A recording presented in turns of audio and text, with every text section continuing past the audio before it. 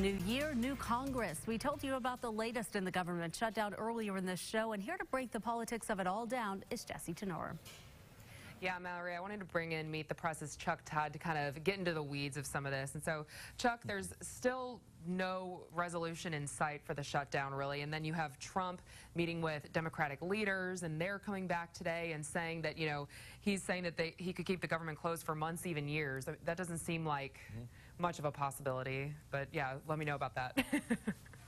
No, look, it is interesting. It was a tale of two Trumps, I thought. On one hand, he gave this very dark description of, yeah, I'm prepared to sit here for months, sure, years.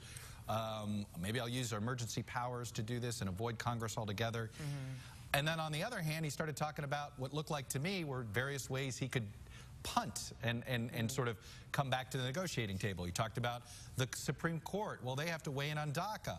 I could easily see the president saying, you know what, we can't negotiate a final deal on immigration until we know what the Supreme Court's going to do on this. Let's fund the government, and we'll delay that for a few months. Or he could blame this committee that he's formed for the weekend.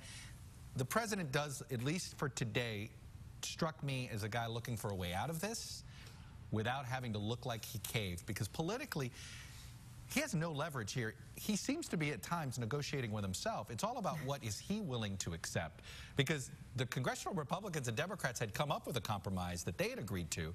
It really is all about him, and in some ways, it's not clear what he will support, which is, I think, why even Mitch McConnell, the Senate Republican leader, has been so mysterious in all this. Notice he didn't show up at the Rose Garden today. He was at the meeting. You know, he said he didn't know about the media veil, but I think he's glad he didn't know about it, put it that way. Yeah, that's a good point there. And then, I mean, Democrats, since they are in control in the House, you already see them flexing their muscle. We did have one congresswoman making the headlines even more so for just, you know, that expletive and saying that she would impeach him. But I mean, is this all talk? I mean, we haven't really heard from the House leadership, and then as far as the Senate goes, I mean, they would need 20 Republicans on board.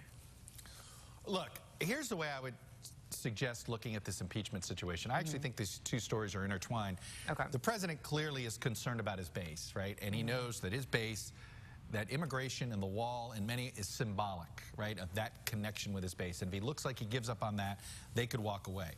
Why does he need his base to be with him? Well, if impeachment does come, he needs to make sure nobody, that if at least his base stays with him, because if his base stays with him, those Senate Republicans, as you point out, you know, those Senate Republicans will stay with him.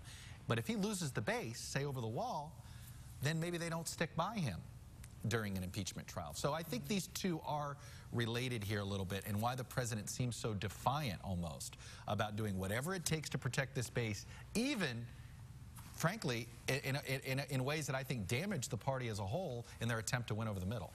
So do you buy the fact that he's saying that Democrats are just threatening this now ahead of a, you know, because they're scared about 2020? Oh, no, I think the impeachment threat is real, and I think he takes it seriously. I look at it this way. Do you remember it took the House Republicans over a year to finally decide to start a hearing on the Benghazi hearings with featuring Hillary Clinton? Sure. Why did that take over a year? Because the then Speaker of the House, he thought it was a political witch hunt and that it was going to get them nowhere, and that they were just going to be running in circles, and that it wasn't a good idea, but the base wanted it and the base demanded it. I think Nancy Pelosi right now thinks that that's perhaps what these impeachment hearings would be like. This is not the time. But it may not be up to her. Eventually, John Boehner had to acquiesce to the base. She may have to acquiesce to her base.